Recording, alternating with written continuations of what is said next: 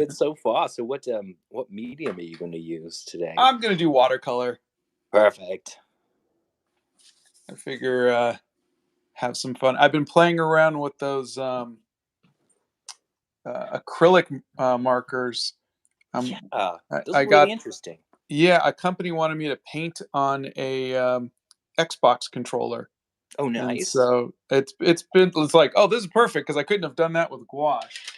Right. Uh, but it's fun. It's fun. Does it come out nice and smooth? It does relatively. The only downside I see is they don't blend. Oh, right. Yeah. Hey everybody. Hey Bethany. Hey Misty. Those are my friends and my mods. You Oh, guys could say perfect. hi to Justin. Hey, how's it going? So yeah, I suppose I'll introduce myself a bit. My name is Yeah. Justin Donaldson, and I do a lot of gouache painting, and so I'm gonna see. I use gouache and poster color. Poster color is like kind of a cousin to gouache. Basically, does the same thing. Um, yeah, and so This is how I met Justin. Was yes, he painted this, aha, there you go. and I absolutely loved it. Isn't that Yeah, amazing? So Justin, now poster colors are like what Miyazaki backgrounds are painted with, right? yeah, that's exactly right. That is Yeah. exactly right. They're water based, so you use them kind of like watercolor and gouache, except that they're not transparent, and so I can do lots of different layers on top of each other, which makes Yeah. it feel a little bit like acrylics or oils or something more like that. And so Hey, I can mess Blick with. Art Materials is here. Hey, Blick. Yeah, I mean, I I want to try poster colors. You let me try them briefly, but look at that! Isn't that gorgeous? Yeah, we should send you some more. Send you something significant so you can play around properly with them. I know I've had a lot of people request that I try it, and they felt really fun when you they felt like a cross like a wetter version of Hemi gouache. Yeah. So my the normal the I so the first time the when you tried poster color, that was also the first time that I tried hemigouache. That's right. That's right. Yeah. Yes. And so one of the hard things that I found about hemigouache was that the minute you started adding water to try and get it to spread a bit more, it became really transparent. Yes. And so yeah, that's a bit tricky. And so with poster colors, it's kind of like that transition doesn't happen until a little bit later, Yeah. and so that's really nice. Okay. Okay. So everybody who's coming on here, all 339 of you, this is just kind of an extra day that I'm just hanging out with my friend Justin. We wanted to try Hey, the duel live, and so Donna will maybe be here later. So I won't be able to read and answer all of the questions, but I will glance down and look as best as I can. I'll try and help as well. Yeah, It's gonna be a bit difficult though. Yeah. it is. No, she will be here. She took Arwen, funny enough, our dog, Oh, there you go. to the vet.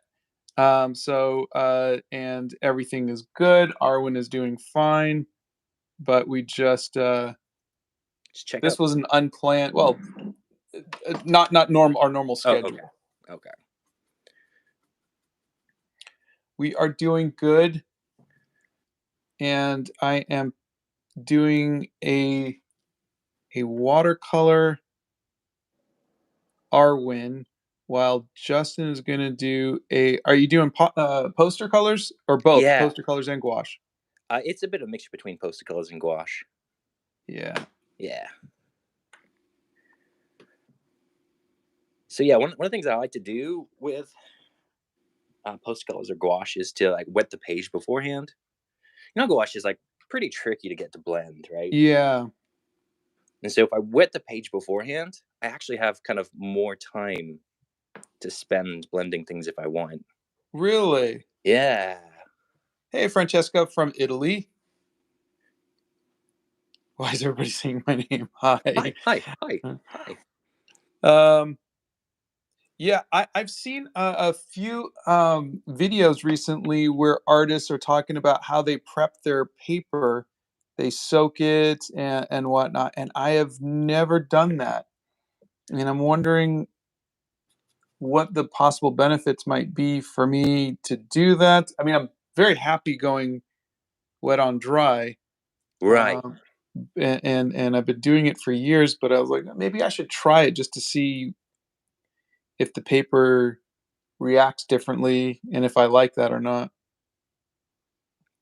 Yeah, I mean, it definitely opens up the possibilities of what you can do with it, and that is really nice. Yeah. And it definitely opens up kind of the edge qualities you can get, Okay. which for me that's key. I really like that. That's everything. Okay. Yeah.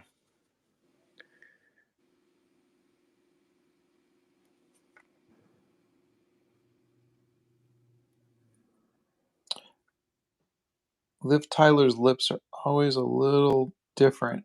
They are, aren't they? Yeah. And Ian McKellen has these kind of sad eyes that can like He does. He's got the slant it down. yeah, and the bags are very Yeah. prominent. And his nose is that big in real life. I thought it Yeah. was a prosthetic until I met him, and I You was would. like, "Oh my god, that's actually your nose." I didn't say that to him, of course, but Yeah, probably best not to say that one out loud. yeah, He's got such a, I don't know what it is. It's a magnificent face. yeah, It just makes me yeah. happy every time I see it. He was the sweetest person, and I was so nervous and so shy that I didn't talk to him that much. Oh yeah. I I mean, just that's fully understandable. yeah, I mean, he came in and he said, "Would anybody like a photo for social media?" I was like, What? "Yes, please," But I mean, so he kind of did that. But when you're spending 4 hours with somebody working and you're having lunch with them and stuff, I wasn't prepared, and I Right. did that with Danny DeVito, and it wasn't until Sylvester Stallone that I had written down questions, Oh, like that's a good one. like I had the presence of mind to like have, and that was probably the best experience I had because I got to just he answered questions and he encouraged me. He told me stories and he was shadow boxing and it was just really really good. He just turned on the charm, and I'm sure had I been experienced enough to do that, I would have done that with Ian McKellen, and it would have been so much better. Right. So for any of my folk out there who don't quite know you, how did you get the opportunity to meet these people? Oh, I got to I wrote graphic novels, Yeah. and one of them became a an animated feature film called Animal Crackers, and so I was writing and directing it, and I got to meet Emily Blunt and John Krasinski and Ian McKellen and Danny DeVito and Sylvester Stallone, to meet all these wonderful people, Yeah. and as my subscribers know, I am a horrible, horrible introvert, and I'm very quiet in person. And so I the experience was amazing, but I didn't really um, get everything out of it because I was so quiet around everybody. And but it was really fun. Sounds I, like such an amazing experience. yeah, I got to fly to London and Los Angeles and New York, and you know um, it's terrifying. I bet it It is. you'd think it would be like, "Oh, this is the coolest thing," but it is pretty scary. One thing I was interested in, because when I came and visited you, you gave us a bunch of your graphic novels, and I was able to read through them. Oh, yeah. Was the kind of changes that were made Yeah.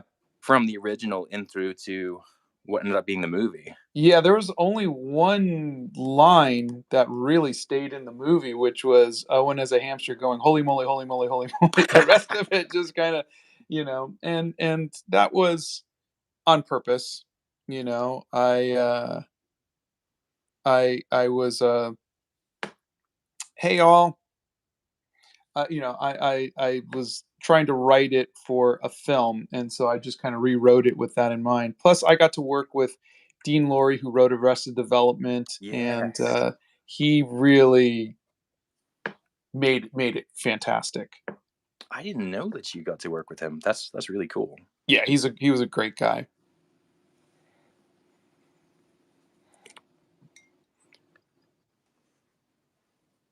I really picked this picture because I just wanted to draw a lot of hair. I'm drawing a lot of hair too. Yeah. I never quite realized Gandalf had quite so much of it. Yeah.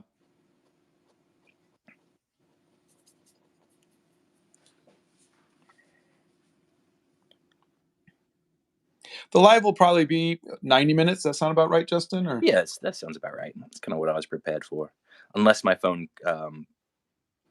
decides to quit sooner than that. yeah. But we'll see.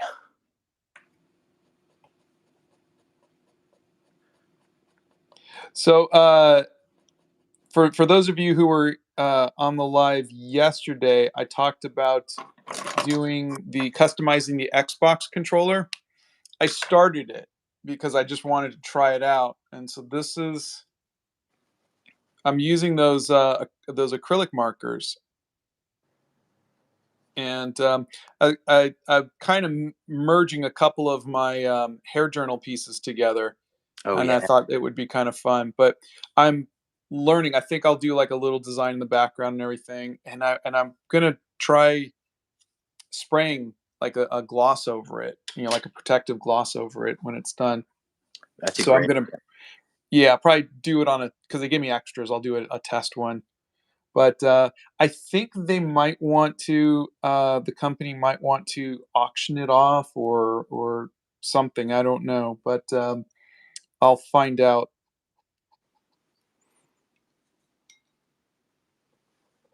But it's been really fun.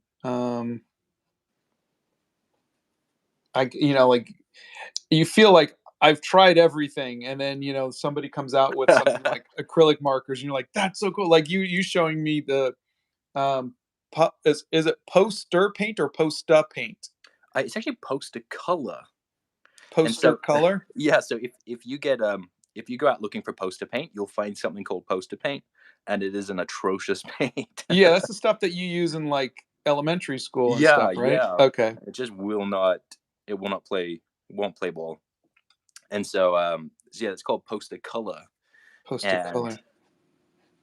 it's essentially kind of the East's version of gouache. So they Okay. use it Okay. like you were saying before. They use it for um, anime backgrounds. Lots of anime backgrounds. At least back in the day when everything was hand painted or all hand painted. Yeah.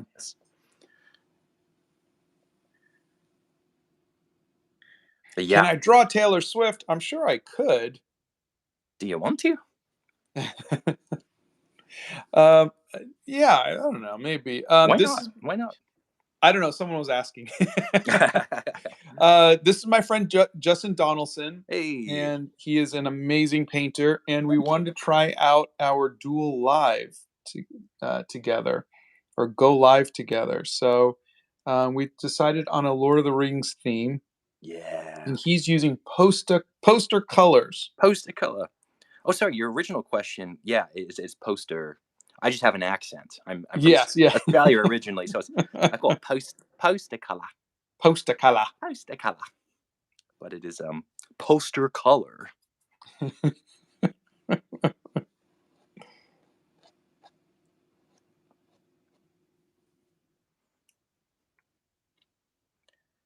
Can you guys not hear what Justin is saying?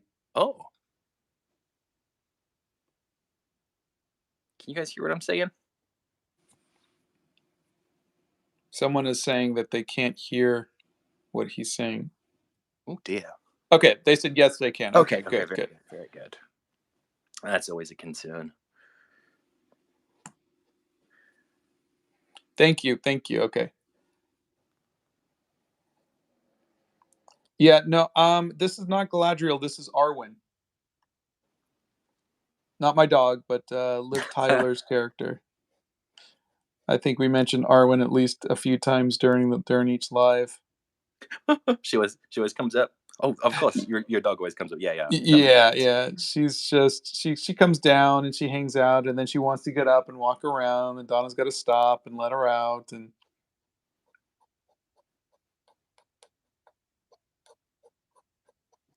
Nice.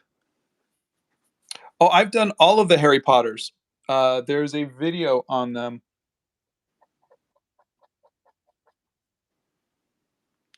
What's Someone your was asking for Hermione. Oh yeah. What's your favorite thing you painted recently, Scott? Um, If there is such a thing. yeah, I I really liked. I did a couple Better Call Saul stuff, which was like gouache with a little mixed medium. Yeah, But I did enjoy doing that 2D from Gorillas with the poster yeah, paints. that looked So great. But it was, yeah, thanks. Yeah, it was really interesting. And but yeah, there's been some fun stuff that I've done, and I've also really enjoyed the visits to the zoo. uh And that's been good. I love working in my travel journal. man, that's the life. Yeah. I'm hoping one day I can basically just travel around and paint and I I see think that's beautiful gonna be things. our retirement, Yes. is that, but who knows? Who knows?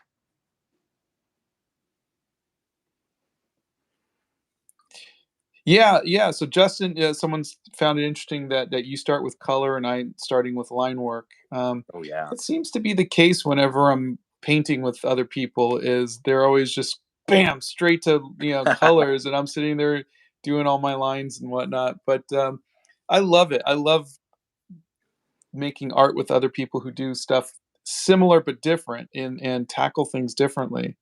I remember back in the day. I don't know exactly when, but I was trying to find the way. Like the way to paint. What is the way Yeah. to paint? And I ended up going to a conference called the Portrait Society of America, full of just like really talented portrait artists.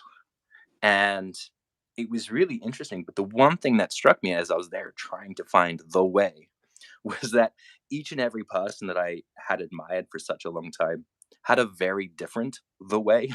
Oh, really? Like they were just all completely different priorities in what they're painting and how they're doing it. And yeah, I came away from that just realizing there really is no Yeah. single way to do this thing. It is. The colors that you use, the lines that you use, the composition, everything is as personal as the clothes you wear. Yeah, absolutely. And I think that's marvelous. Yeah, It's I think at first it's really daunting because it's comforting to have, a way that things will work. yeah, But after you get over the side of things where they're daunting, it's very freeing, at least to me. yeah. I've never been a fan of this is how use this medium, or this is the how you do this, and that's why I always try to say this is how I do this. And Right. I just think it's only fair to say that, like they say, well, can you use watercolor on canvas? I'm like, Sure. you can, but it needs something to soak into, but I will never say no. And Right. and that's I because they're we're humans, and we will always find a way to say, oh, you said I can't do it, watch this. Yeah. So I think it's just better to let people try and say, this works best for me, this is why I do it this way. Yeah. I do a lot of online teaching, and a focus for me is not like this is the way to do it, but like this is the effect you get when you do this thing. Oh, smart. And then after that, it kind of just you then get to choose what way you Yeah, want to do it. smart. I like that. Like always thinking about function. What kind of function does when I do this thing, when I use that color, how does that change the painting? Yeah.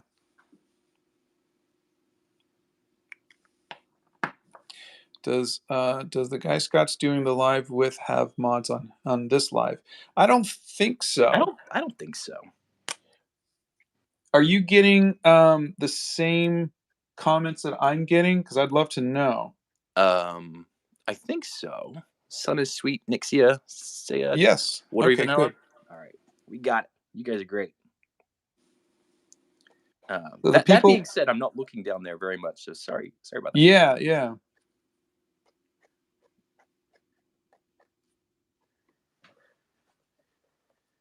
Oh, I hear Donna and Arwen. Nice.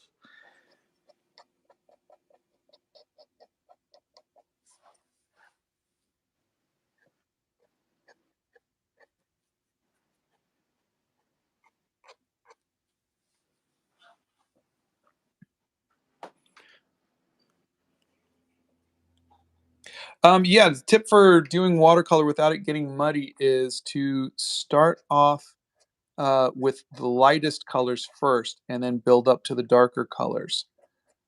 That is, I also like to dry in between each layer, but That helps. yeah, that's my personal style. Watercolors are mostly semi transparent, so you want to make sure that like, so the lighter colors will not go over the darker colors.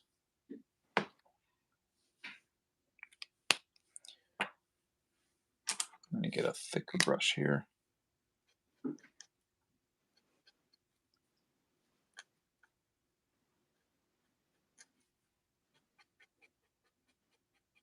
I think the hair's coming out nice. I'm happy with that. Oh yeah, that's looking good. Hey, you. Yeah. Yeah. Misty and Bethany are here. Okay. You okay? Do you need help? If you want to come down, you're welcome to, but you just would probably go on your phone and just read the comments if you wanted to, but you don't need to. We're doing okay. You doing all right? Yeah. Okay. We're doing pretty good. Yeah. Let me get her medicated and I can Yeah. come down if you want. Oh, and I lost my photo reference. There we go. Oh, thank you, Chase Rose. Chase Rose sent a gift. You inspired me to start painting again after many years. I can't thank you enough. It's brought me such peace during a very challenging time in my life. I'm so happy to hear that. Thank you. That's awesome. That means a lot to me. It's very, very kind of you.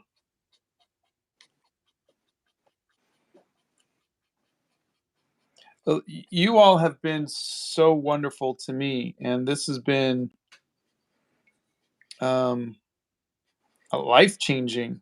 Yeah, Being able to make a living with my art. I mean, I've always my job has always been usually animation or games or whatever, and to be able to just make art and to inspire other people to make art has been amazing. It's been just such an incredible year.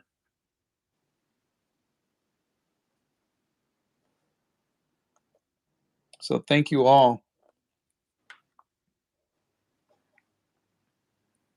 do you have any interesting plans coming up, Scott?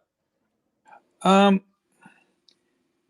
we have a couple of my first paid um, promotions, Oh which yeah. is really cool. One of them being that the Xbox controller that Oh, I'm working on. So I'll make a video for this, but so this has been really fun. But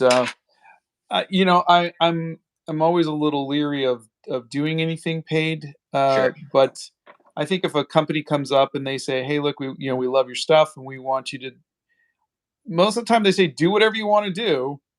We just we want you to here's the subject or here's our product or something like that. And I still have to look up and see what do I have to type in that it is a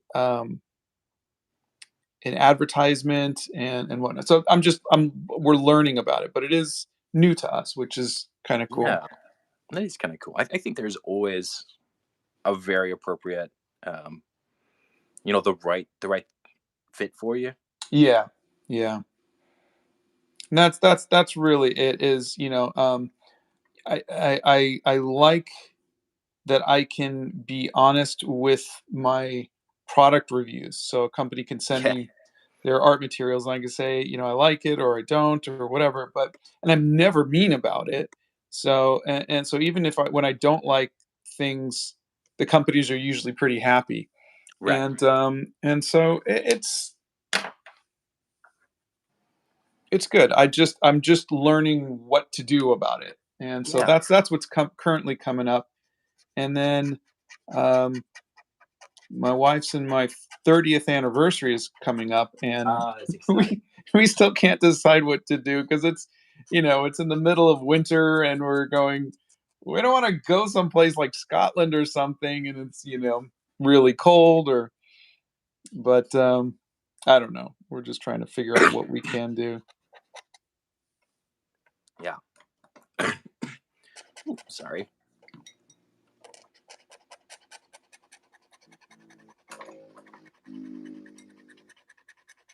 Yeah, you could go down to Australia. It's not so cold down there. Yeah, they're having their summer, right? Yeah, Every time I mention Australia, though, my wife mentions huntsman spiders as if like they're everywhere. that's because they are. Oh, okay. But Okay. but they're not actually a real threat. That's the difference. They are ever present, but they're not. You won't get bit by them. At least I never got bit by them. Yeah. They're just big, or Yeah, they're big. They're this big. really? Yeah. So they're like tarantula size then. Yeah. See, we lived in California for a bit and they had tarantulas. Like they'd show up on our front doorstep and she'd scream and you'd shoo them away, you know? But I don't know. She's terrified of those huntsman spiders. Well, don't tell her I said they're everywhere then.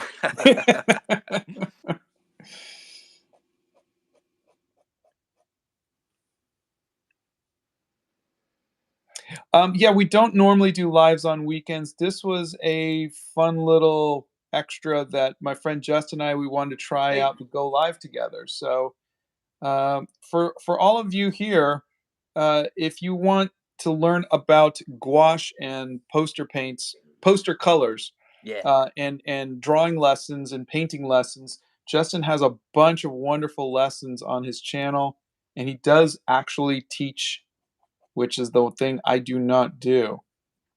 Yeah. Thanks for sharing that. Well, I'm going to share the painting that you did. Oh This yeah. is this is Justin's Hobbit hole painting that he did with poster colors. And poster colors are what they use for backgrounds for like Miyazaki films for animation. Yeah. They're so much fun. Yeah. They're very much like gouache. So if you guys are into gouache, um, sometimes I use them interchangeably. I'll use them in the same set and not really tell the difference. Really? Yeah, if it's a good gouache. Yeah. Yeah. What's your favorite brand of gouache? So far the best ones I've tried are probably Winsor Newton. That's what I use. Okay. Okay. Yeah. Now, It's for have you tried acrylic gouache? uh, not really. Okay. I have Okay. not given that a fair go. Have Next you? time, next What do time you I think? see you, I'll let you try. But I have been using whole bean, or is it Oh Holbein? yeah, yeah. Holbein. Yep. And it is really good. It's really fun because they dry like gouache, but I mean they dry like acrylics. You can Right. put water over them, and so you don't have to worry about the water lifting up the color underneath. So when I paint with that, I wind up doing a bit more of an impressionist kind of style because I find myself caring more about the brush strokes Right. because they're pure, and they're not muddied by the color underneath, and I'm not blending as much. Right. That's neat. Yeah, I'll definitely have to give that a go. What's it like to paint on top of, like doing a second layer or? It's very freeing, coming from gouache and watercolor. It is very liberating to be able to like just paint over that with green and not have that green become greenish black. Right. And so but you tend to paint differently. Here, I'll show you. Yeah.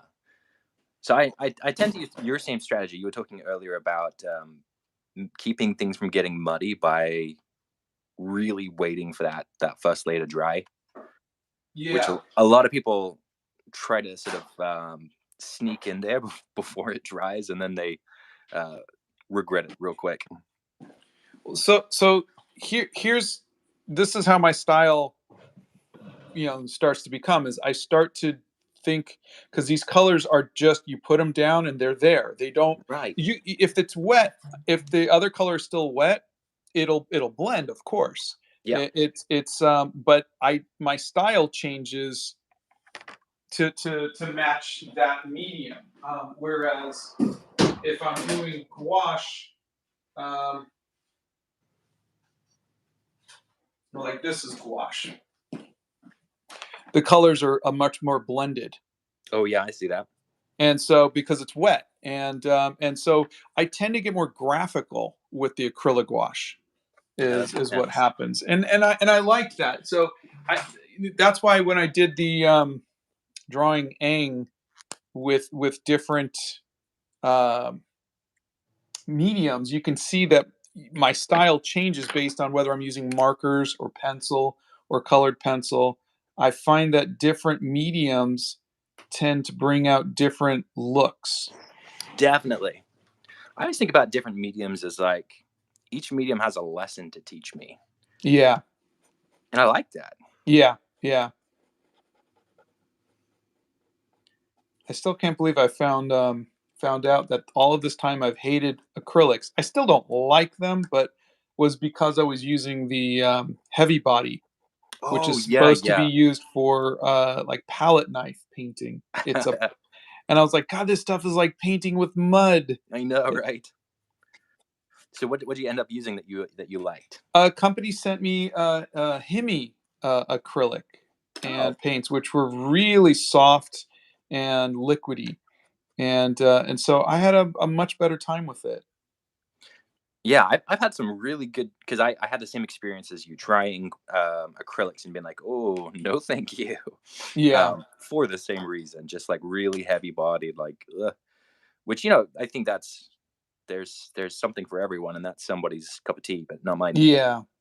I Um, always saw acrylics like people who were in the gallery with those 6 foot tall, um, canvases, and they're yeah, like with the palette knife and and you could see all of the paint just building up. It's very three dimensional right, yeah, in that way. That's how I always saw it, and that's because I was using the heavy body acrylics, and I was like, okay, this isn't for me. I want to work small. I want my colors to blend. I want it to be very watery, and but yeah, yeah. I think you for learn. me, I'm gonna show you the person who changed my idea about what gouache can do. Here you go. So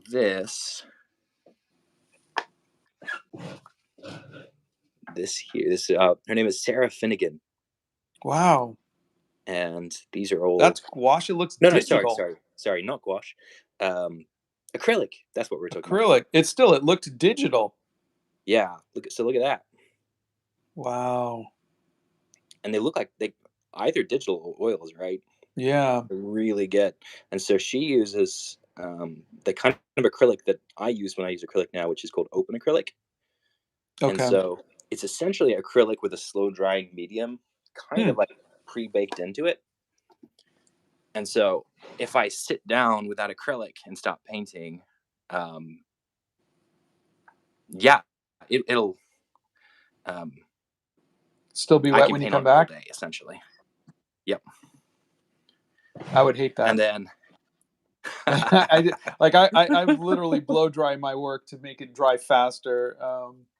I can't get the work to dry fast enough, but like I said, different strokes for different oh folks, right? yeah. I love it. I love it. It's got such a wonderful style. The colors are amazing. Yes. Oh, thank you, Celeste. Okay, good. Glad to know the video is not blurry. Sometimes you have to click the resolution. Sometimes your resolution on the video you're watching might be at a lower resolution. I don't know exactly how, but I've heard that people have had to do that.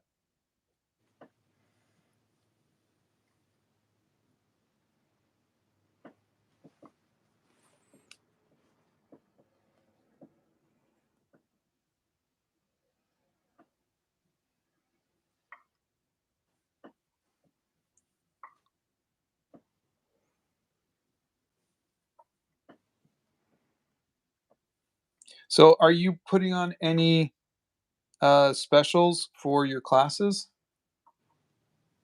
Um, Not at the moment. My next class that's running is a gouache class. That's starting in January, Okay, January okay. 8th, I believe.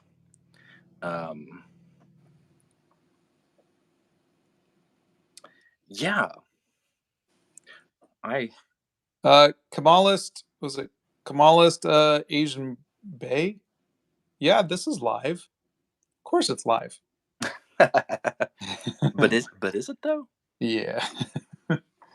So, so you teach what different classes do you teach? Because I know you teach gouache. Do you teach poster paints or poster colors too, or Well, everything that I could say about poster colors, it's all the same material that I would say about gouache. So, okay, okay, um, yeah, those kind of get put together, okay.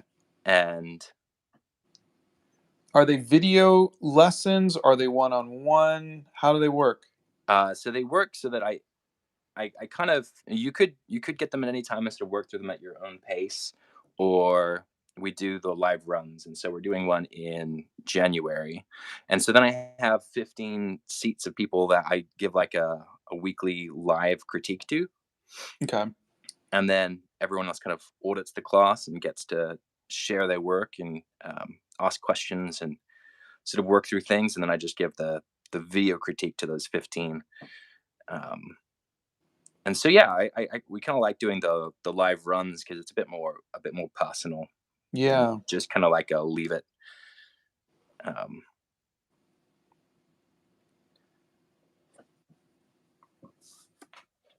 let's see. That's good because I know that there's a lot of people who want to take art classes.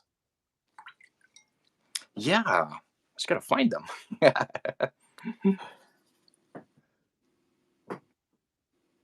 And I think you were saying last time that I saw you that you generally feel like you're not the right type for teaching. Is that No, where you're at? I, I, I wasn't a good student, and I don't think I am a good teacher. I did that class in Venice, and mostly I just said, "Look, we're going to sit here. We're going to do this. If you have questions, come and ask me." And it took a couple days, but then people started to come and show me their work, and I would answer questions, and that's when it got interesting. Right, right. But I'm not the person to come up with a plan, a syllabus, that kind of thing. And so, um, It's a lot uh, of work. yeah, that is a lot of work, and that takes a special somebody. And I have so much respect for people who can teach, and so I just leave that to the experts.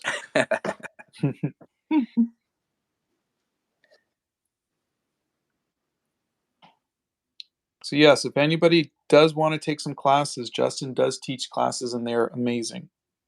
Thank you. Yeah, I love teaching. I love the really actually I love learning. Yeah. And so it's kind of the natural outgrowth of that is me trying to figure out how things work and then realizing that actually I could help other people with that probably. I love it. Ugh, God, I hate hands. Ooh, sorry. Yeah, hands are something else.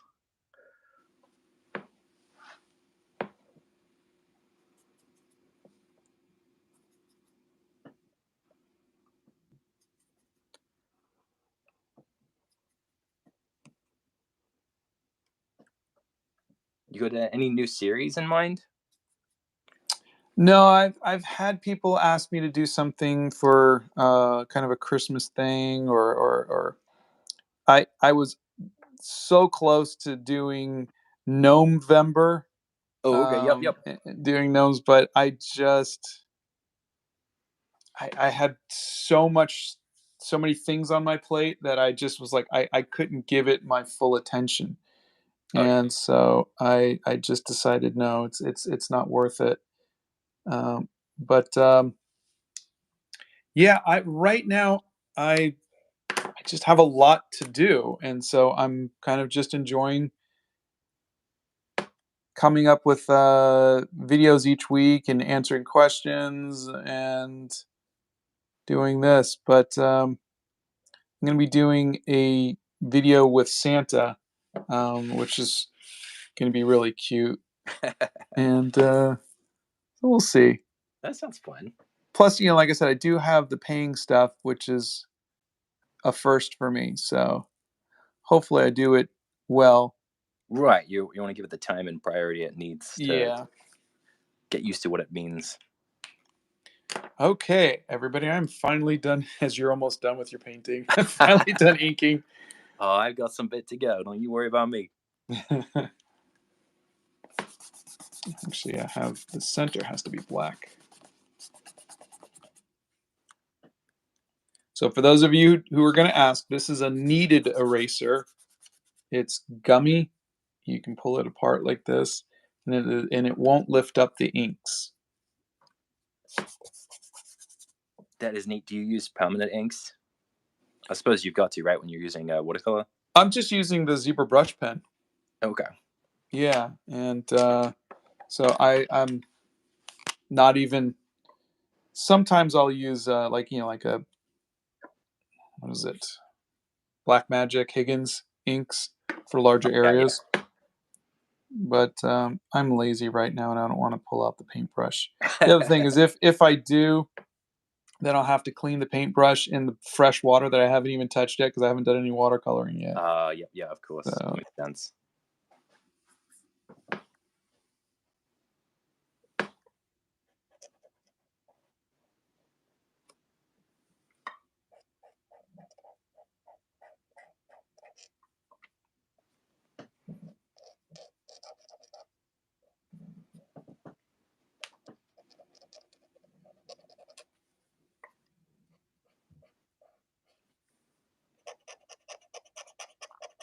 What's your favorite part of your process currently? finishing. I always I'm always like right now. I'm really nervous that I'm going to screw this up. I think when I get to the painting, to the watercolor part, Uh-huh.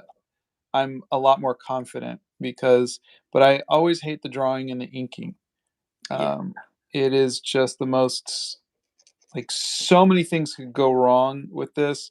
Whereas the watercolors, it's watercolors, it's gonna Right. be playful and this and that or whatever. Even But when it it's goes the wrong, it's kind of right.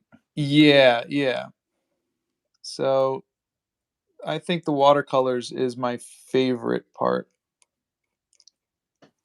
Nice. Yeah, I'm pretty sure people don't realize that feeling of, oh, I'm just about to ruin this, never quite goes away. It doesn't. Yeah. I try to, Here to because stay. people think that, like, oh, they make it so effortless. No, I am freaking out. I'm currently This is sweating right now. yeah, I mean, especially when you're doing it live. Oh yeah. Hey, I'm doing this in front of 400 people. Don't go, ugh, and I've done that too. I did that with my inks, where I just spill the inks across the ink, the the finished inked page. I was Oh yeah. using orange ink for the background and just went blah all over it. That's tough.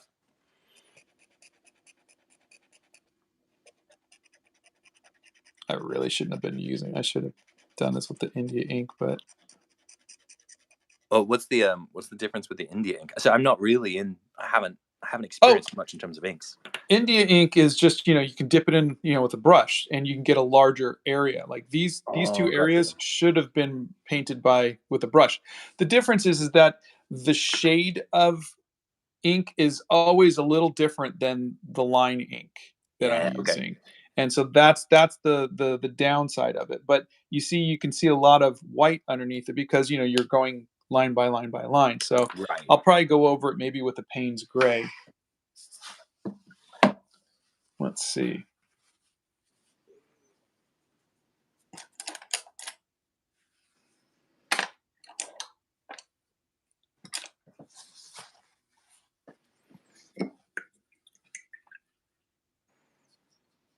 So again, for all of you who want to know about the watercolors, I'm always going to go with the lightest colors first. So that's why you'll always see me start off with my yellow, or this is actually Windsor orange. And then I'll slowly darken it. Sam Deville said, "I can already see Justin's Gandalf scream, 'You shall not pass.'" Then Yes. we know it's working. Nice defiance to him.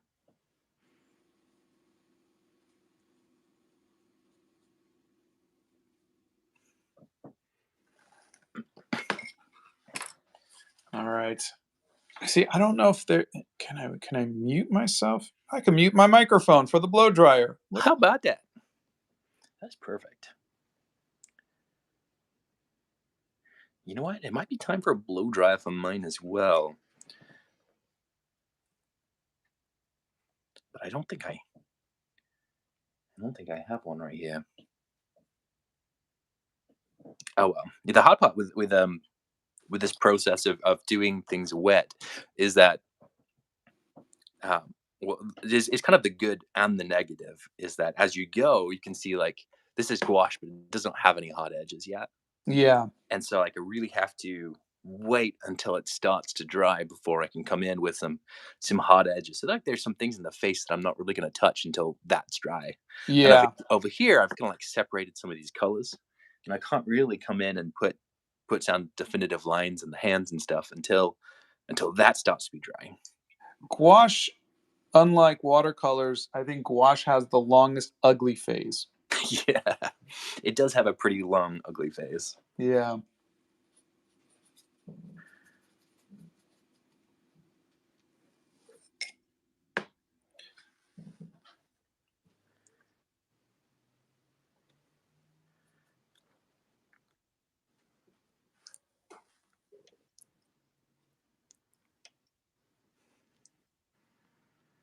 So yeah, so this is a little different than our normal lives, because usually my wife is reading, and it's usually just me. But so you're going to get a little bit more dead silence while Justin and I focus on our painting. Sorry about that, Um, guys.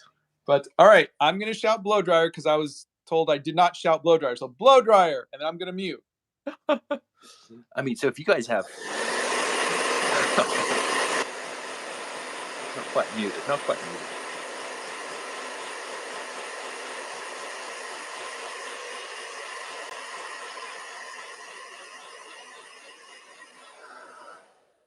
So I'm always game for practicing getting better at talking and painting at the same time. So I might see if I can if anyone has any questions, see if we can sort of go for it. I just went to click unmute and I realized it didn't mute the Yeah. first time. So sorry about that. Yeah, we got the full blow dryer effect. It's an immersive experience, Scott. It's a good thing. Someone asked what my first collab was. I don't think I've ever like collaborated on a painting before. It's a really hard thing to do. Yeah. The video I did with Nikki, just Van Gogh and Love Yourself, where I I drew her and she drew me, and then we sent each other our drawings to paint. That was, I think, as close to a collab as I've gotten, and that was pretty fun.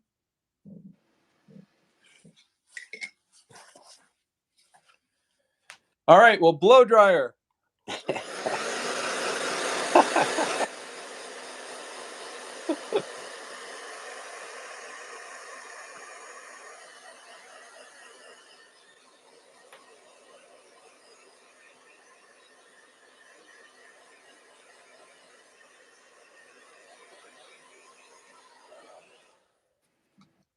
Okay.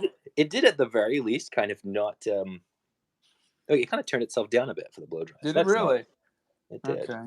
Not Maybe there's like a Didn't have noise kind of canceling effect. Yeah.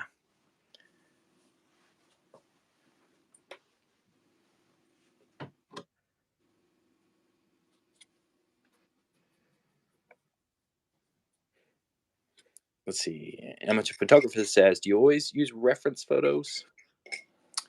I do. Yes. I do, even if I'm like making something up.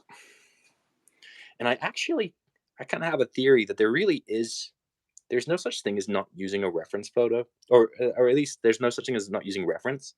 The people who can like make things up from their imagination really can only do it because they've painted it so many times it's burned into their brains. Yeah. And it's not that they're not using a reference, it's that they've kind of built that one in there. Yeah. And so like you can't expect yourself to go from like I can kind of draw to I can kind of draw this thing that I've never seen. Yeah. It's really hard to get your brain into the idea that you really have to do the work. Yeah. It's unfortunate, but it's kind of true.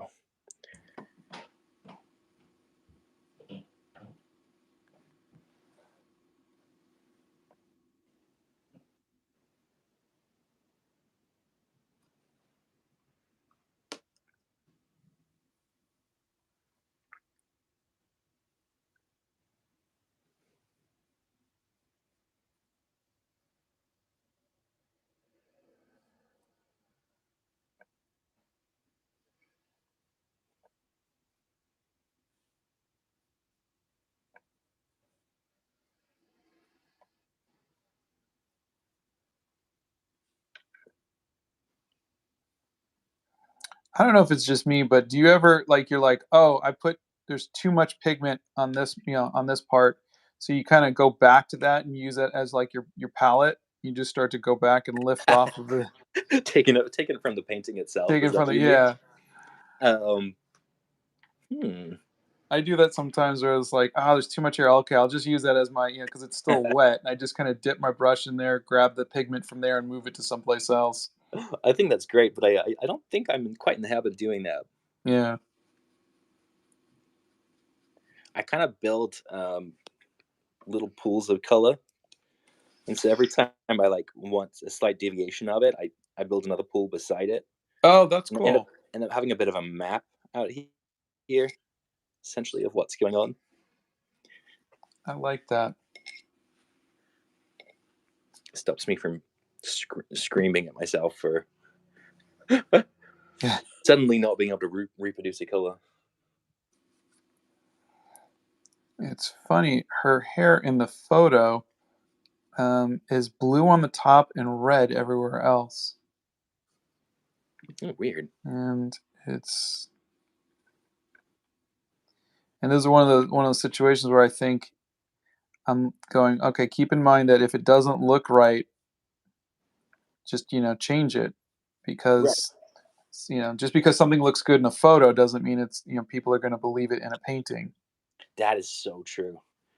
I often say that nature is under no obligation to communicate. Yeah. But you as an artist are. Yeah. And so like I try to learn from nature as much as possible, but sometimes it's not really giving what the painting needs. Yeah.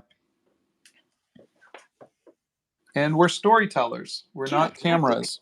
Exactly.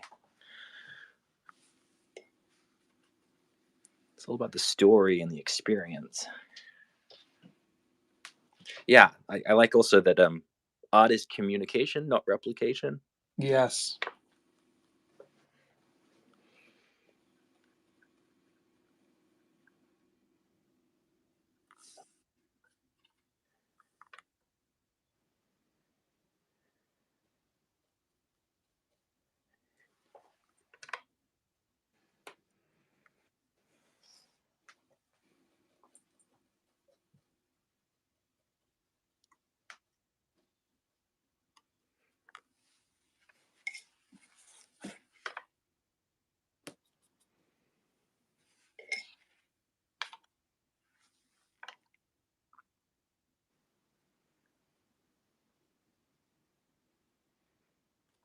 Scott Sterling says that you always make their day better and motivate them to draw. Oh, thank you. That really is that's a gift, you know. Yeah, it's it's. I think the blessing is being, hearing that's happening. That something that you can do can in some way just inspire somebody. But I'm grateful every time somebody says that to me. It Yeah, makes me feel so good. it's nice to feel like you're having a real impact on somebody. You know, for so many years, um, decades, I've always felt that um, as an artist, I just want to know that my art is seen. My art has some impact in the world, Yeah. and I never felt it until this year. And Hope you're feeling it now. yeah, and I'm just so thrilled that um, I'm not the best artist. I'm not even close. There's so many artists who are just absolutely brilliant. Um, my work's never going to be in a gallery or on, in a museum or anything like that. But if I can at least encourage people to, you know, um, make art, and I can tell stories, and I can, then that's all I want out of the world. Yeah, like you said a Yeah. minute ago, it's all about the story. Yeah. Really, I think that was a huge thing for me when I first really figured that out, was like realizing that it's not it comes in line with the fact that art's not replication, it's communication. Yeah. But then you have to say, well, what am I communicating about? Yeah. That's where we get to the story. And then you see so many people who are really, really technically good at what they do, who aren't telling stories with their art, or they're not communicating something particularly well. Yeah. And then you see people who maybe aren't that accomplished, but they're communicating stories so effectively. Yeah. It really knocks down this idea that you have to be amazingly, I don't know what the word for it is, proficient or skilled in order to be exactly what you want to be and exactly what you need to be. Yeah. Yeah. I think you see people. I always forget his name. Kim Jong Ji. Yeah, The um, he was an anomaly. He absolutely. he was just his gift was like, you look at you, I can never do that, Right. and you look at things like that. You look at artists and you say they have a true gift. They're the Mozarts. There's just something that they have that I will never have. But it's it doesn't mean the rest of us should stop, even though Yeah, we want to. It's like when Tiger Woods came around. It's not like the other golfers stopped golfing.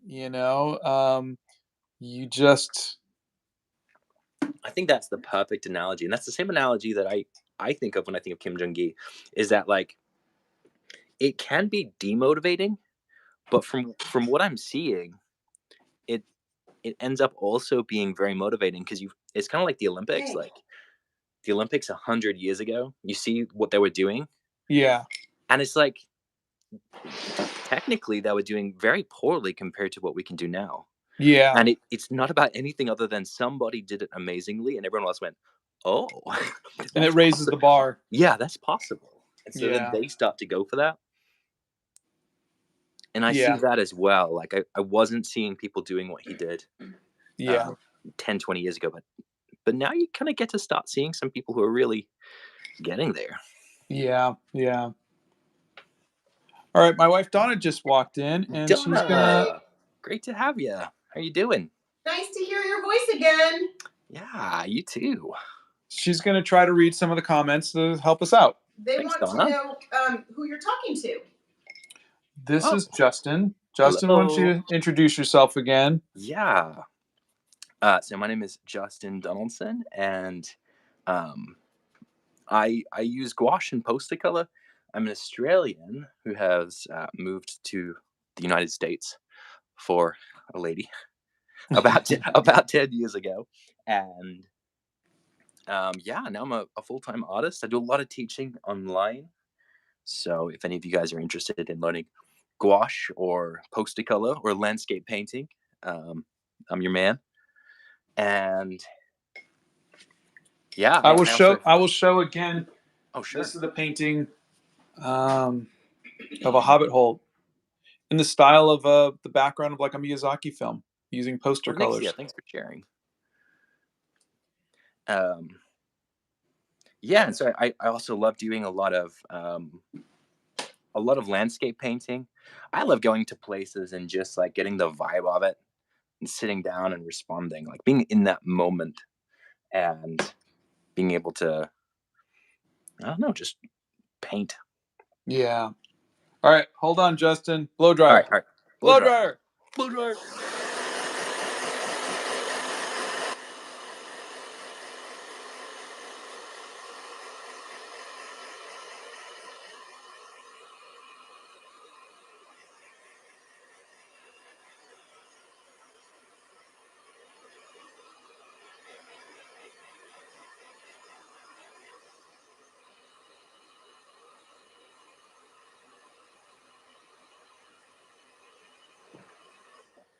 All right, that spot does not want to dry.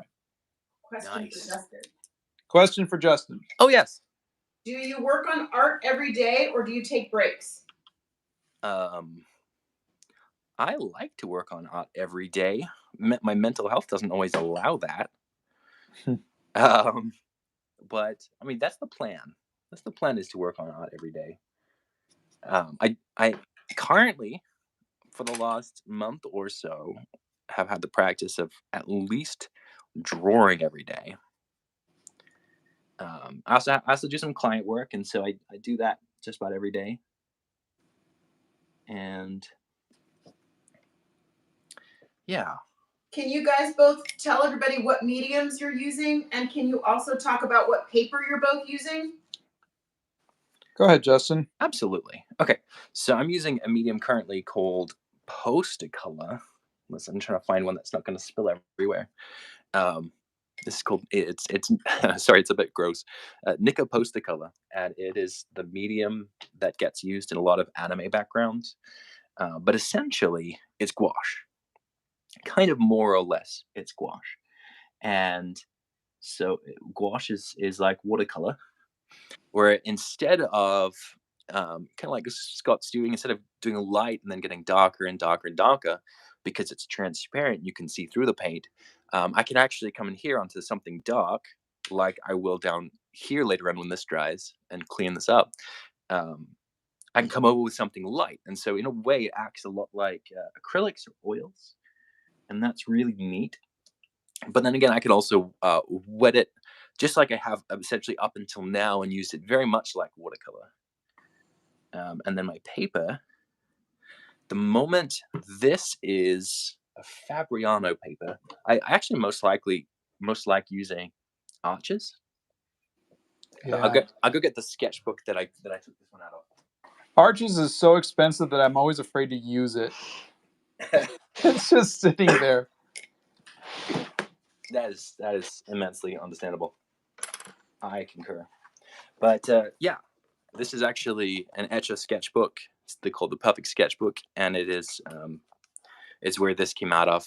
I had a loose piece, and it's Fabriano. Okay, your turn. Oh, I am using actually Etcher's cheaper paper. Let's see. It is their cold press watercolor block, and of course Winsor and Newton watercolors and a zebra brush pen ink. So they want to know what state Justin teaches in. Oh, what state? It's actually online, right? Yeah, generally kind of a discombobulated state is where I'm normally at. No, I teach online. So any state. Any and every state. I'm everywhere. But yeah. But I live in South Carolina currently. They would like to know where Justin's favorite place to paint is. Ooh. I'm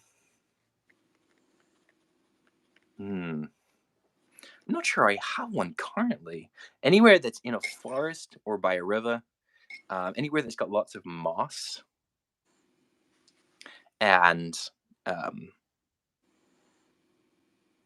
yeah. So if you go onto my website, my Instagram, or anything like that, and see all my art, you'll probably pretty quickly get a good idea about what it is I like painting most of the time. Rocks, lakes, rivers, Exactly. things like that. Beautiful, beautiful stuff. Things that are kind of innately peaceful. You remind me a lot of a James Gurney, but with a more colorful palette. Yeah, I see that. Yeah, he uses gouache as well. Yeah. Yeah, for sure. I don't know how you guys would answer this one, but I think it's an interesting question. How would you sketch or draw the male body? I grew up with comic books, so for me it is exactly how John Buscema taught me in How to Draw Comics the Marvel Way. So always dynamic poses and lots of muscles and broad shoulders and whatnot. But that's just however Captain America would look is how I would draw it. Yeah, my answer is something along the lines of what we were talking about before about art being very much about communication. Yeah. And very much kind of like, what is the emotional state? What are we trying to get across by painting this person? And so that means that, the answer is going to be different every time. But I suppose the process is stop first and think about that. Think about kind of what we're going for. And then going for it. And then, yeah, you can be a bit more. If you're going for a very masculine look, you can be a bit more like hot edges and straight lines, and you can be a bit more boxy like that. Yeah. My mom was a fashion illustrator, and so she always had me draw my women very perfectly feminine, long, thin lines, yeah. And so it, that's but the idea of femininity and has changed a lot in 40 years. And so lots of times I've tried to keep that in mind when I'm doing something. But I mean, I don't usually draw out of my head anyhow. So I'm usually drawing from a photo. But I also, as a 53 going on 54, I male, I have to make sure that I don't only draw, what I grew up as, the perfect rendition of a male or a female, and start to be more inclusive in all of that stuff. And so I try to do that now when I'm looking for who to paint and whatnot. And so that's become a big factor as well. So, what was when my mom was doing fashion illustration, it was in the 50s. And, you know, the ideals were much different. Do either of you have any plans to do Vlogmas? Not me, but Justin. I was just talking about that with my actually. So my assistant slash Padawan Danae is here, and so we were talking about that yesterday. I'm considering it. It sounds like if we can do it in a way that doesn't overwhelm me or yeah, take a little too much. I know we probably should have already started by now, but so I'm considering it. I haven't quite landed on a decision just yet.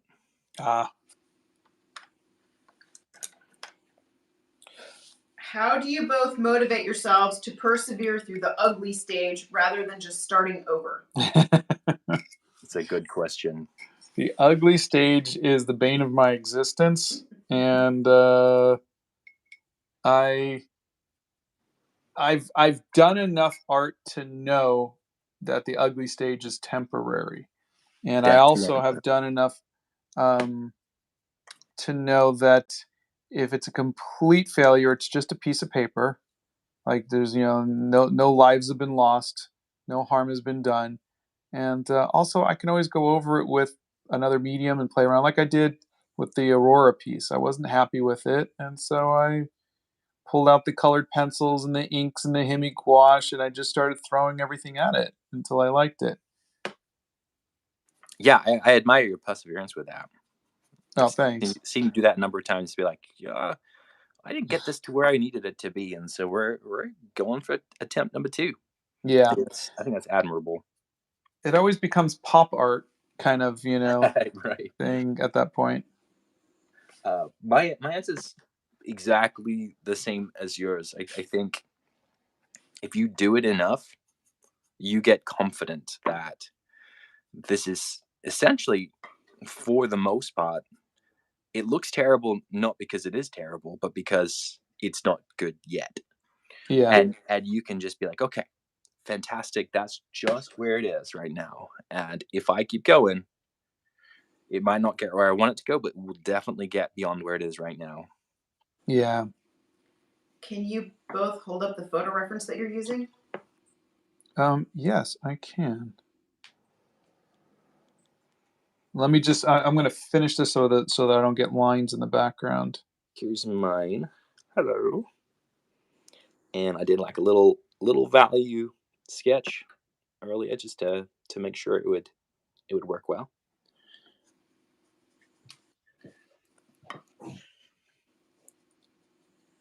Okay. Mine is right here.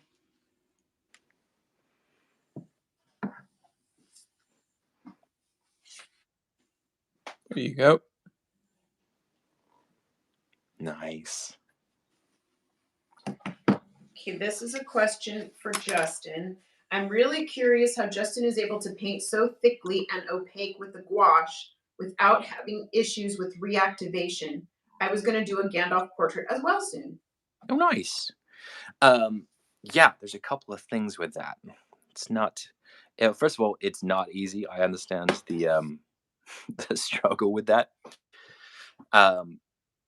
So before I'm coming back into any place, I'm really waiting for it to dry, and part of it is like you can see it you can see the shine on it. The minute that shine is gone, that gives me a bit more leniency to be able to come back in and paint over the top without necessarily reactivating it. Also, if you can see, a lot of this layer underneath is pretty thin. Some of all this stuff, this is kind of like watercolor sort of level material. And so coming back over something that is thin with something that is thick often results in not really having so much trouble.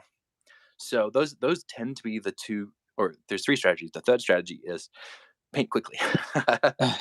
And so like a lot of reactivation happens with water, time, and pressure. And so if I have water and I have pressure, like on my brush, I can reduce any one of those 3 elements. I can reduce pressure by instead of like scrubbing into it, just do a single pass. And that reduces time, it reduces pressure. Or you can get less water into it, and then you're not reactivating what's underneath it quite so much. So yeah, those three elements, if you can get them in order and really just kind of reduce them as much as you can actually do a lot of painting over the top without problematic reactivating. Very well said. Thank This you. is why he teaches classes. That's going to lead into our next two questions. Justin, does your wife do art as well? Oh, good question. She He's looking around the room to make sure she's not listening. In college, she played the tuba. And then I think that's just about as close as she's gotten. That's cool. I don't think she's particularly drawn to art in the same way that Scott or I am, and probably in the same way that you are. But Okay. yeah, so not really. Okay, Justin, you said you do art classes. Yeah. How would I sign up? Are they virtual? I've been wanting to take art classes for years. Oh yeah. So they're online. If you go to my website at justindonaldsonart.com, then I have a bunch of tutorials and a bunch of courses. We're starting a gouache course in January.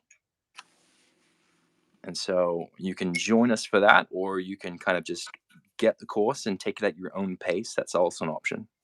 We have like Discord communities that go alongside with that, where you can share your work and ask for critiques and all that kind of fun stuff. We have a really good crew of people who just are passionate about learning art over there.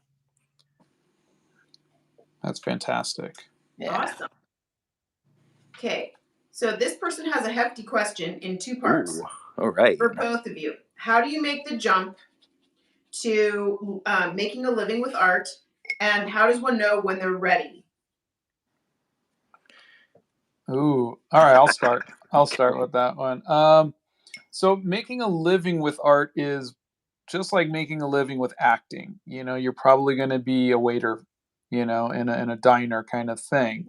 It is not easy. That said, my career has always been at corporations, working for video games, working for movies, things like that. That is definitely, in my opinion, the easiest way to make a living. Is working for a company. You get a paycheck, you get a salary, you get health benefits, et cetera, et cetera. It is only this year that I've been able to make a living, and I'm 53. It's only this year that I've been able to make a living making art, my art, and that is because of social media.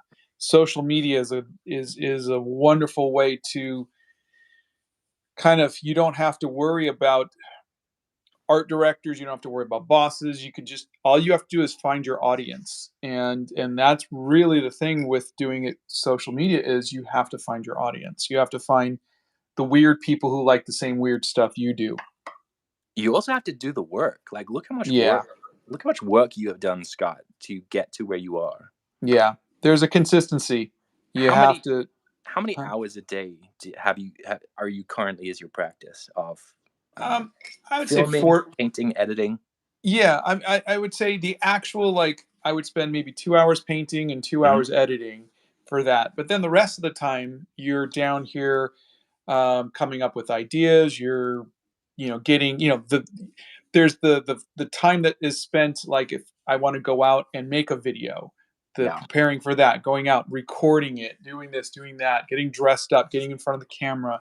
So there is a lot that goes into it, and I try to do a video a day, but I've been giving myself a couple days off a week, so I'm maybe 5 videos a week.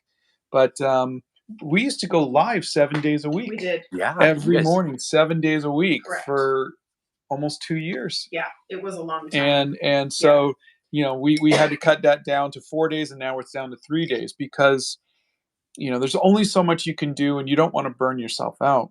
Nope. Yeah, so that's a lot of work. Yeah. And I think that's a lot of work that most people who want to do it don't do. Yeah. Yeah.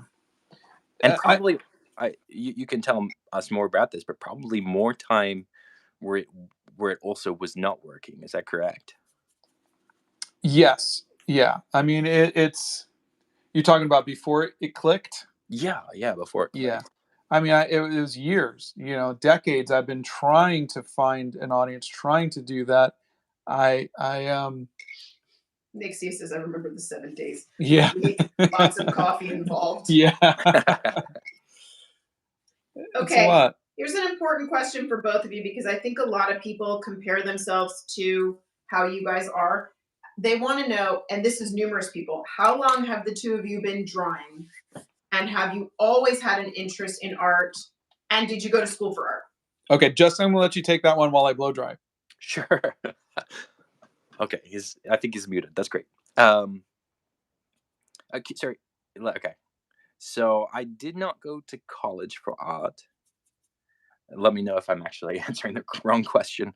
Um, but I started working towards this about 10 or 11 years ago.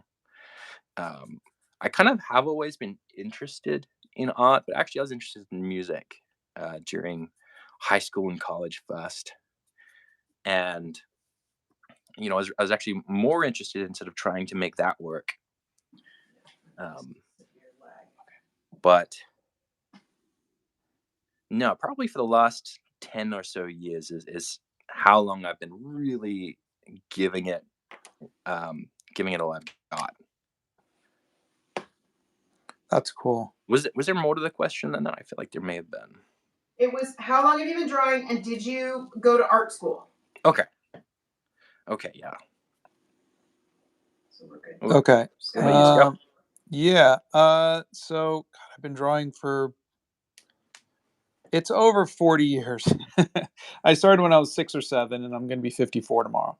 So you guys could figure that out because I don't want to do math right now. But yeah, I went to art school. I went to the Academy of Art in San Francisco. I was an illustration major because they didn't have anything on comic books. So Right. that was as close as I could get to doing comic books was illustration. And yeah, it's been good. I've never been able to make a living making art like this. It's always been as an animator or a game designer or something like that. But this is the first time I've ever been able to make a living being me. Yeah, it's such a nice thing. Yeah. Um, I I've been sort of making a living for the last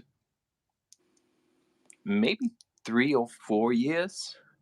A lot of that has been, like you said, social media and sort of mixed together with client work. I used to do a lot of book covers and a lot of, um, and I still do some book covers every now and then. And then I've also, like I said, I also done a lot of teaching, and um, that works just a lot with who I am, the way that I think about things, and Yeah. how I interact with the world, and that's really good. Um, but I am working towards a bit more freedom towards being able to do the whole just being me and painting what I want thing. Yeah. It's funny where the world takes you. And Yeah. then you meet people like all of you wonderful people who are hanging out with us, and you realize that there's other people who like the same silly stuff that you do, you know? Like I didn't think you guys would like Avatar: The Last Airbender and gorillas and the same weird stuff that I did. And um it's really cool. It's really fun. And then when you meet a community of people who like what you like, and then you have something like YouTube who pays us for our content, which is unlike anything else. I think it's like, wow, what a wonderful time we're living in. I'm still working towards YouTube paying me anything. Yeah. It'll happen. Oh, it'll get there. Yeah, it'll get there pretty soon, I think. Justin, can you talk about what brushes you're using to paint with? Yeah, actually, I think so far I've really only just used this one, and this is Royal and Langnickel, and it's just a little round. I think um, earlier I was kind of moving some paint around with this guy, which is unlabeled. Yeah. So I don't get hugely into my brushes, but generally I like to have like a 1 inch. And these are all synthetic. A 1 inch flat brush, a couple of round brushes, and um, something really soft if I'm trying to like make big gradients or anything of that nature. And are they synthetic? Yeah, they're all synthetic. Okay. So there's a couple of qualities that I like in a paintbrush, and one of them is that it's soft, and the other one is that it springs back into position. And so if it's those two things, it's going to work really well.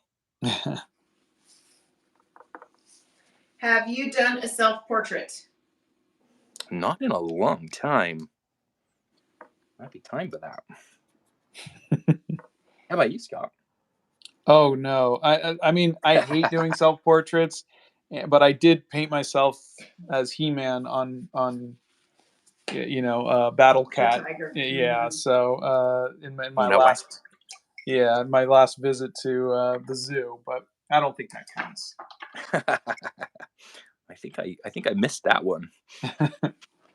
Oh, I wouldn't say you missed it.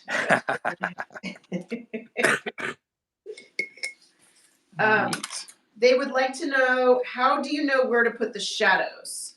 We look at the photo reference. Yes, yeah.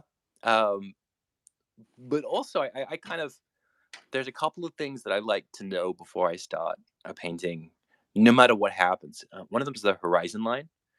And so that you always know if you're looking up towards a pot or down towards a pot, and that helps just because the reference is there, but your mind is such a pattern recognition machine that if you look for the pattern, you'll find it. And if you don't look for it, it might make up some other pattern to make things make sense. Yeah. And so one of them is a horizon line. The other one is where is the light source? And so in my head, I kind of always have the light's coming from this side, the light's coming from this side, and so that I always know the shadow's going to be coming from this side. Now my photo reference, there's many light sources. Yeah. Because movies don't make sense in terms of their lighting, because it's all about that. It's all about that story. That's true. All about that mood. Okay, so we've got another question for Justin. What is your favorite type of painting to paint? Landscapes or portraits? Um, I like getting a landscape just right. Like if a landscape is really moody, whether that's because to me it's very experiential. Like, does it, when I'm looking at this landscape, does it feel like I'm taking a breath of fresh air on a spring day? If I can get that right, and if I can get myself to feel that when I see the painting, then I've won at life. Yeah.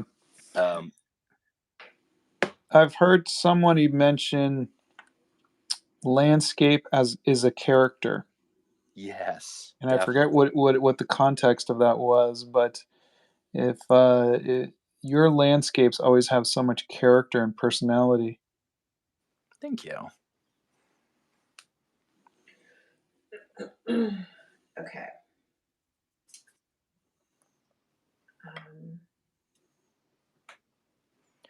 Do you like doing landscapes much? Only if it's part of my travel journal. Yeah, I, it's really special, isn't it? Like, yeah, yeah. I mean, it's I only like landscapes when it's personal right, yeah. and not for myself. What are both of your thoughts on digital drawing? Um, I can't draw digitally. I've been working on doing some digital painting, just learning the techniques, but I know Justin's much better at it than I am. Yeah, I do a lot of that for commission work. I don't do a great deal of that for myself these days, aside from, well, let me see. I did recently get well, not that recently these days. Oh yeah, okay, no, it's right here. I did get this. It's an iPad Mini, and so it could go with me anywhere. It's so convenient. Oh, that's great. And You use Procreate? yeah, just use Procreate, and then I can draw basically anywhere and everywhere, and I think that's really neat. There's a freedom to that, which I very much enjoy. Okay, question for both of you again. What style or concept of art was the hardest to grasp and utilize for other art pieces, like lighting, human form, watercolor, charcoal, etc.? God.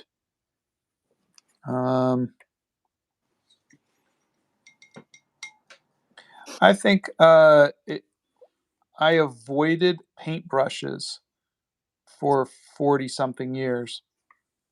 I did all of my work in colored pencils and markers because I just couldn't understand pulling a paintbrush instead of pushing a pencil. Oh yeah, that And makes so sense. for me, I just avoided it, and I wish I didn't because I like it so much better. My answer is I don't know if it's actually answering the question or maybe just pulling the question in a slightly different direction, but for the last kind of I don't know, I'd say maybe 4 years, I kind of basically given up painting people. And I think there was a lot of advantage to that, and I think I needed to do that at the time, but it's definitely something that I have avoided. And so, yeah, I actually think my next number of videos on YouTube are going to be all about kind of my coming back to painting people and sort of exploring what that means for me. That's great. Do you think you guys will ever go plein air painting together? Oh, We we did. already have. Yeah, we did. Here, I'll show you guys my little sketch that I did. Do you still have yours? I definitely still have it. The question is where. I don't think I have it with me at the moment. I even took some footage of it, and some of the footage is a bit rough.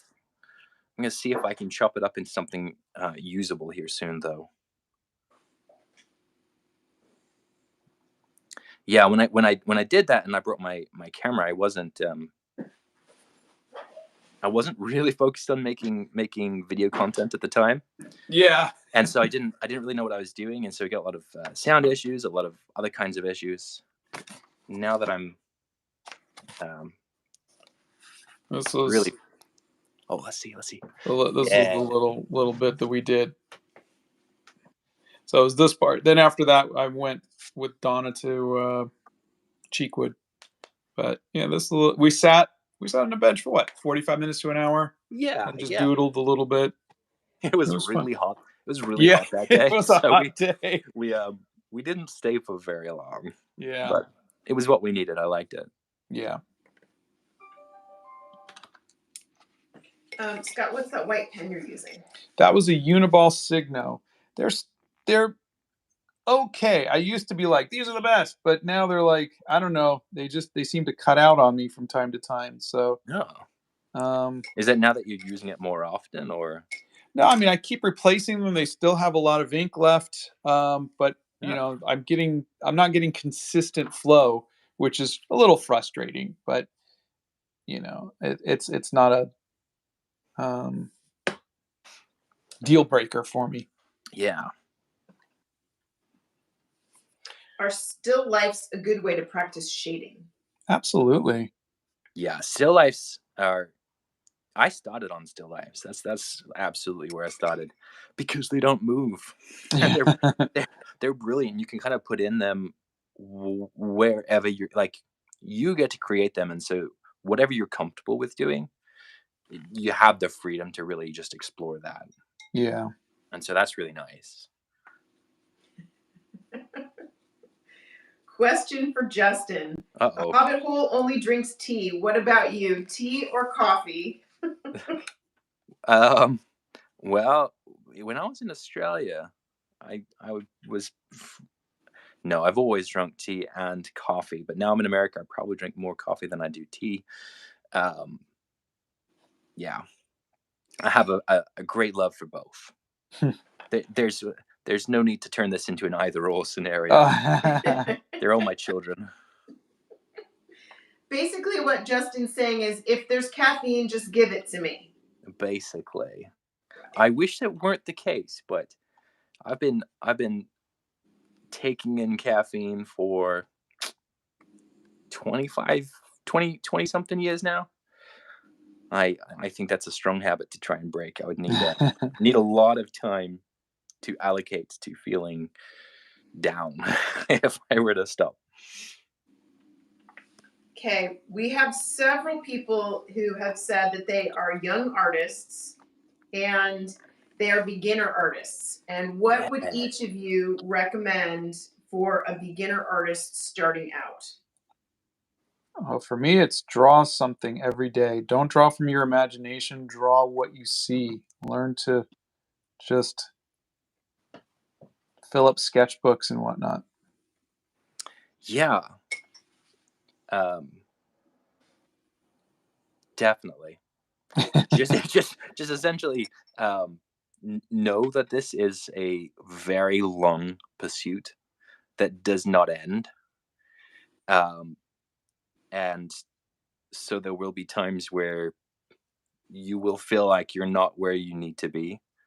And there really just is no where you need to be. Like, this just doesn't exist. Be intentional about learning. If you can learn how to learn, then you've won the game. Yeah. Like, if you can learn how to give yourself quality feedback, which essentially for me, I think means, can I do the painting and then step away and come back and be able to dissociate between what I intended to happen and then what actually happened, and be okay with that those two aren't the same thing. And then Yeah. you can, and then be like, okay, next time I'll do this thing. And so, like, I know that sounds small, but it's huge. Yeah. Where do you both find inspiration for your art? I find it from other artists, I go for museums walks. and whatnot. Yeah, I go for a lot of walks out in nature. So, a lot of what I paint is natural. Yeah. I think I've just become very attuned to that feeling in my gut that says, "Ooh, that's beautiful." and the more I can, like, tune into that, the better.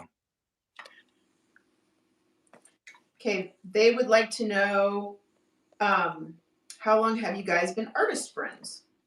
Ooh. Oh, when did I buy that painting? Yeah, when did you buy that painting? Oh gosh, that was like 3 or 4 years ago. Yeah, I just saw Justin. He kind of came up on, I think it was Twitter or Instagram, and I think either that or someone might have even sent me, look at this person painted a hobbit hole or something, Oh, yeah. And but yeah, ever since then I was following him, and yeah, so I think it's been 3 or 4 years. Yeah, We only just met in person this year, right? yeah, yeah. Yeah, I was running a Kickstarter, and at the time, I was having such a hard time paying my bills as an artist.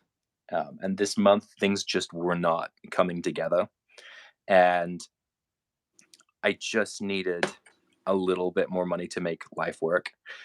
And so it looked like everything was over. Um, and then Scott bought that painting, and it was just like exactly what I needed to make life Oh, work. And um, yeah, I just remember being so immensely grateful. Thank you. I love to hear Thank that. We've had that happen to us We too, have. where we've just, Helping each other out. That's what it's all about. we've had, I mean, we didn't know when we bought the painting, of course, but Sure. I'm Yeah. saying Yeah. like we've had people buy art from us and it just turned out to be exactly what we needed to make ends meet.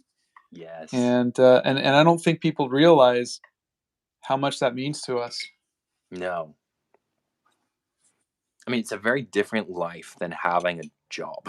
Yeah. As a Yeah. salaried job where you can count on the money that's coming in. I'm done. You're You done? guys have a dream plein air location. I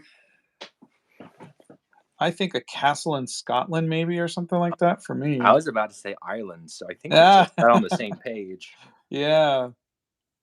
Yeah, that's basically it. Like Ireland, Iceland, somewhere with this really giant, vast, epic landscapes. Have both of you tried other art forms other than painting or drawing? Oh yeah. Other than painting and drawing, Other than painting and drawing. I was an animator. And I was a game designer. I don't know if those count. I took music pretty seriously for a long time. Yeah, but did you play the tuba like your wife? No, I got nothing on that. There you go. Yeah. Nothing. Do you eat when you do art? I like to chew candy. I like atomic fireballs. Oh, that sounds good. Yeah. I do eat when I do art. I'm not. There's this like romantic idea of being so distracted by your art that you forget to eat. And not you. I'm not that one.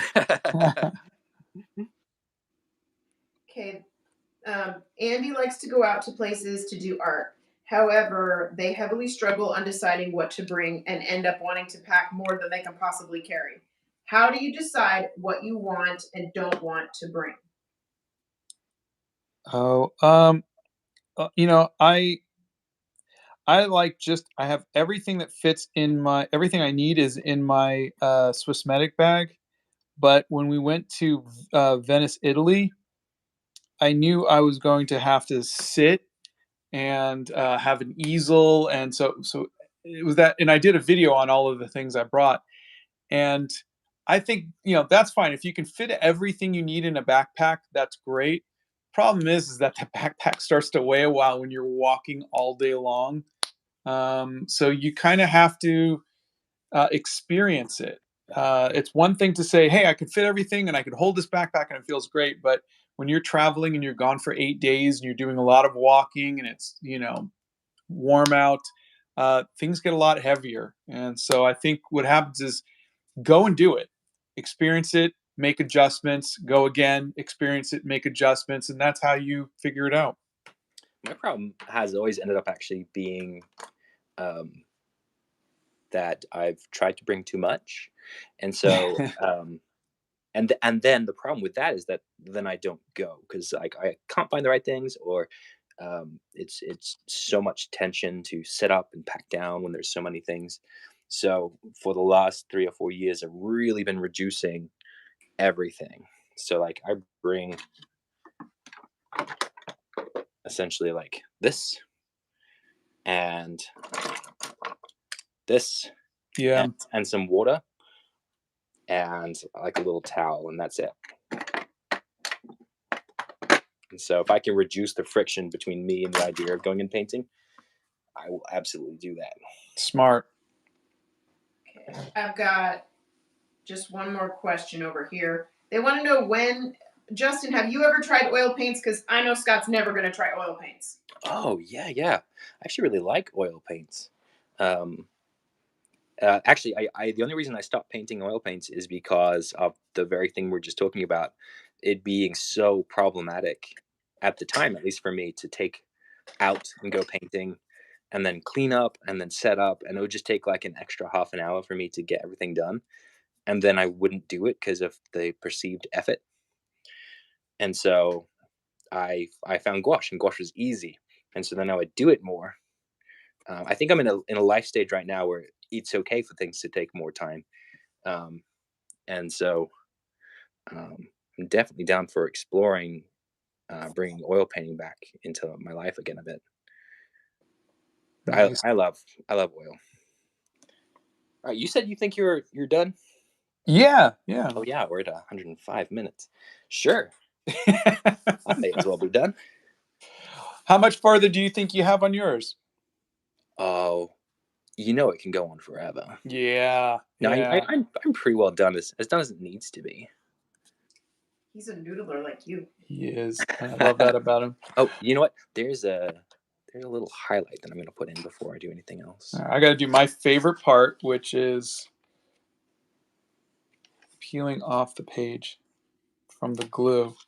Everybody is saying that both of your paintings look incredible. Oh, thanks, guys. Thank you, everybody. Thank you all for hanging out with us. Yeah, I really enjoyed it.